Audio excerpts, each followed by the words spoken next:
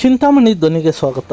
ಚಿಂತಾಮಣಿ ತಾಲೂಕಿನ ಮಿನಿ ಕಂಬಾಲಹಳ್ಳಿ ಗ್ರಾಮಕ್ಕೆ ಹಾಗೂ ತಾಲೂಕಿನಾದ್ಯಂತ ಮೂಲಭೂತ ಸೌಲಭ್ಯಗಳನ್ನು ಸಮರ್ಪಕವಾಗಿ ಒದಗಿಸುವಂತೆ ಚಿಂತಾಮಣಿ ನಗರದ ತಾಲೂಕು ಕಚೇರಿ ಮುಂಭಾಗದಲ್ಲಿ ಆನೇಕಲ್ ಡಾಕ್ಟರ್ BR ಅಂಬೇಡ್ಕರ್ ಯುವಕರ ಸಂಘದ ವತಿಯಿಂದ ಭಾರೀ ಪ್ರತಿಭಟನೆ ನಡೆಸಲಾಯಿತು.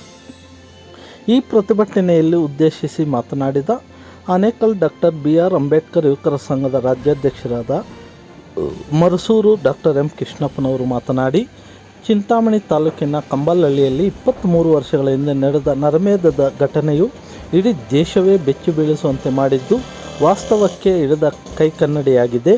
ಆದರೆ ಈ ಭಯಾನಕ ನರಮೇಧದಲ್ಲಿ ನೊಂದು ಬೆಂದ ಸಮುದಾಯದ ಕುಟುಂಬಗಳಿಗೆ ಇಂದಿಗೂ ಸೂಕ್ತವಾದ ನ್ಯಾಯ, ಸಮರ್ಪಕವಾದ ಮೂಲಭೂತ ಸೌಲಭ್ಯಗಳು ಸಿಗದೇ ಇರುವುದು ನಾಗರಿಕ ಸಮಾಜ ತಲೆ ತಗ್ಗಿಸುವಂಥ ನಾಚಿಗೇಡಿ ಸಂಗತಿಯಾಗಿದೆ ಎಂದರು.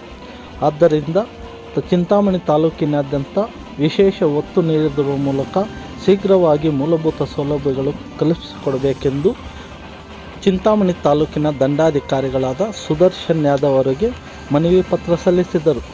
ಈ ಸಂದರ್ಭದಲ್ಲಿ ಆನೇಕಲ್ ಡಾಕ್ಟರ್ BR ಅಂಬೇಡ್ಕರ್ ಯುವಕರ ಸಂಘದ ಸಮಿತಿಯ ಪದಾಧಿಕಾರಿಗಳಾದ ಕಾಳಯ್ಯ, ಮಣಿಗಾನಹಳ್ಳಿ ಶ್ರೀನಿವಾಸ್, ಉದಯ ಕವಿ ರವಿಚಂದ್ರ, ಶ್ರೀಮತಿ ರೇಣುಕಾ, ಮಂಜುನಾಥ್, ಮೀಸೆ ರಾಯಣ್ಣ, ಶ್ರೀಮತಿ ಕೀರ್ತನಾ, ಚಂದ್ರು, ಜೈಭೀಮ್ ಗಣೇಶ್, ರಮೇಶ್, ಶಶಿಕುಮಾರ್, ಆನಂದ್, ಲಕ್ಷ್ಮಮ್ಮ ಹಾಗೂ ನೊಂದ ಕುಟುಂಬಗಳ ಸದಸ್ಯರುಗಳು ಹಲವಾರು ಜನರು ಉಪಸ್ಥಿತರಿದ್ದರು.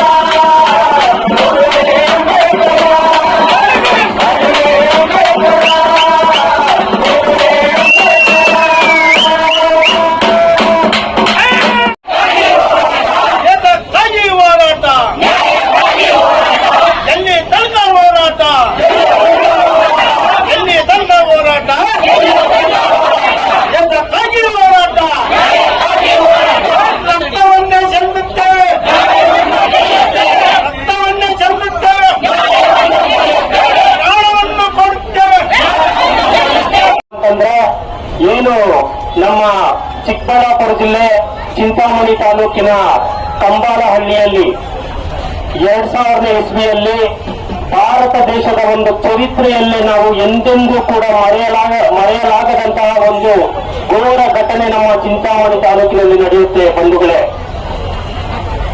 ಸುಮಾರು ಒಂದೇ ಕುಟುಂಬಕ್ಕೆ ಸೇರಿರ್ತಕ್ಕಂತಹ 9 ಜನರನ್ನ ಸಜೀವ ದಹನ ಮಾಡಿರ್ತಕ್ಕಂತಹ ಒಂದು ಚರಿತ್ರೆ ಇರ್ತಕ್ಕಂತಹ ದೇಶದ ಏಕೈಕ ಒಂದು ಸ್ಥಳ ಯಾವುದಾದ್ರೂ ಇದ್ರೆ ಅದು ನಮ್ಮ ಕಂಬಾಲಹಳ್ಳಿ, ಚಿಂತಾಮಣಿ ತಾಲೂಕಿನ ಒಂದು ಕಂಬಾಲಹಳ್ಳಿ ಬಂಧುಗಳೇ. ನೋಡಿ, ನಾವು ಚಿಂತಾಮಣಿಯ ಜನ ಚಿನ್ನದಂತ ನಾಗರಿಕರು ಅಂತ ಹೇಳ್ತಾರೆ, ಆದ್ರೆ ಎಲ್ಲಿ ಚಿನ್ನದಂತ ನಾಗರಿಕರಿದ್ದಾರೆ? ನಮ್ಮ ಒಂದು ಏನು ಕಂಬಾಲಹಳ್ಳಿಗೆ ಸೇರಿರ್ತಕ್ಕಂತಹ ದಲಿತ ಕುಟುಂಬಗಳಿಗೆ ಸೇರಿರ್ತಕ್ಕಂತಹ 9 ಜನರನ್ನ ಸಜೀವ ದಹನ ಮಾಡಿದಂತ ಸಂದರ್ಭದಲ್ಲಿ ಇವರಿಗೆ ನಾವು ಚಿನ್ನದಂತ ನಾಗರಿಕರನ್ನುವಂಥದ್ದು ನೆನಪಾಗಿಲ್ವಾ? ಬರ್ದಿರುವಂತಹ ವ್ಯಕ್ತಿ. ನಾನು ಮೊದಲೇ ಇಲ್ಲಿ ಹೇಳೋದಕ್ಕೆ ಇಷ್ಟಪಡ್ತೀನಿ, ಬೇಗ ಮುಗಿಸ್ಕೊಡ್ತೀನಿ. ನಮ್ಮ ದೇಶದ ಇತಿಹಾಸದಲ್ಲಿ ಇತರೆ ಜಾತಿಗಳ ಜನ ಬೆವರು ಸುರಿಸಿದಾರಲ್ಲ, ಅದಕ್ಕಿಂತ ಹೆಚ್ಚು ರಕ್ತ ದಲಿತರು ಸುರಿಸ್ಕೊಂಡಿದ್ದಾರೆ. ಯಾಕೆ ಸುರಿಸ್ಕೊಂಡಿದ್ದಾರೆ ಅಂದ್ರೆ ನಾವು ಒಂದು ರೀತಿಯಾಗಿ ಶರಣಾಗತಿಯ ಮನೋಭಾವದಲ್ಲಿದ್ದೀವಿ. 25 ವರ್ಷಗಳು ಕಳೆದರೂ ಸಹ ಇವತ್ತಿಗೂ ಸಹ ನರಮೇಧಕ್ಕೆ ಸಂಬಂಧಪಟ್ಟಂತೆ ನ್ಯಾಯ ಸಿಗೋದು ಬಿಡಿ, ಸಾಕ್ಷಿಗಳೆಲ್ಲ ಸತ್ತೋದ್ರು, ಅದರಲ್ಲಿ ಇದ್ದಂತಹ ಸಂತ್ರಸ್ತರು ಅದಕ್ಕಿಂತ ಜನ ಸತ್ತೋದ್ರು. ಆದ್ರೆ ಇವತ್ತು ನಮ್ಗೆ ನ್ಯಾಯ ಸಿಕ್ಕಿಲ್ಲ. ಆದ್ರೆ ಕನಿಷ್ಠ ಆ ಕುಟುಂಬಗಳಿಗೆ ಮೂಲ ಸೌಕರ್ಯ ಇರುವಂತಹ ಒಂದು ಮನೆ, ಸಣ್ಣ ಪುಟ್ಟ ಜಮೀನು, ಅದು ಕೂಡ ಸಾಧ್ಯ ಆಗಿಲ್ಲ. ಅಂದ್ರೆ ದುರಂತರ ಅಂತ ಹೇಳಬೇಕು.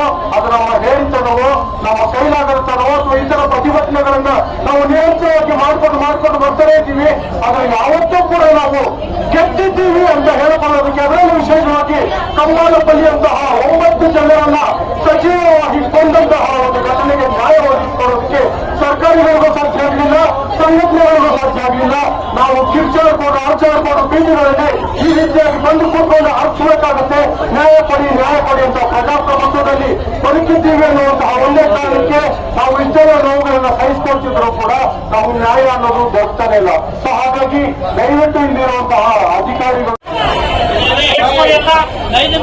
ಅನೇಕರು ಡಾಕ್ಟರ್ ಬಿ ಆರ್ ಅಂಬೇಡ್ಕರ್ ರಾಜ್ಯ ಸಮಿತಿ ವತಿಯಿಂದ ಇಲ್ಲಿ ಏನು ಪ್ರತಿಭಟನೆ ನಡೆಸಿಕೊಂಡು ನಾವು ಏನು ಅಸ್ವಸ್ಥಗಳನ್ನು ಕೊಟ್ಟಿಲ್ಲ, ಒಟ್ಟಾಗಿ ಸಂಬಂಧಪಟ್ಟ ಇಲಾಖೆಗಳಿಗೆ ನಮ್ಮ ಆಫೀಸ್ಗಳಿಂದ ಒಂದು ಪತ್ರವನ್ನು ಕಳಿಸಿ ಅದಕ್ಕೆ ಸಂಬಂಧಪಟ್ಟ ಅದೇ ರೀತಿ ನಮ್ಮ ಇಲಾಖೆಯಿಂದ ಏನು ಕೇಳ್ತಾ ಇರುವಂತಹ ಸ್ಮಶಾನ ಇದೆ, ಇದಕ್ಕೆ ಸಂಬಂಧಪಟ್ಟಂತ ಲ್ಯಾಂಡ್ ಅವೈಲಬಿಲಿಟಿ ಎಷ್ಟಿದೆ ಏನು ಅಂತ ವಿಚಾರ ಮಾಡಲಿಕ್ಕೆ ಸರ್ವೆ ಫಿಕ್ಸ್ ಮಾಡಿ ಸರ್ವೆ ನಾವು ತಿಳಿಸ್ಬೇಕು. ಅದು ಮುಂದಿನ ಏನು ಕಾನೂನಿಗೆ ಏನು ಅನುಕೂಲ ಆಗ್ಬೋದು ಅದಕ್ಕೆ ನಾವು ತಾಲೂಕು ಕಚೇರಿ ಕಡೆಯಿಂದ ಪ್ರಯತ್ನವನ್ನು ಮಾಡ್ತಿರ್ತೀವಿ. ಅದೇ ರೀತಿ ಈಗೆಲ್ಲ ಮುಖಾಂತ ನಮ್ಮ ಸರ್ಕಾರ ಮಟ್ಟದಲ್ಲಿ ಆಗ್ಬೇಕಾಗಿರುವಂತಹ ಒಂದು ಒಪ್ಪಂದ ಇರುವುದರಲ್ಲಿ ಮತ್ತು ಅದನ್ನ ಜಿಲ್ಲಾಧಿಕಾರಿಗಳ ಮುಖಾಂತರ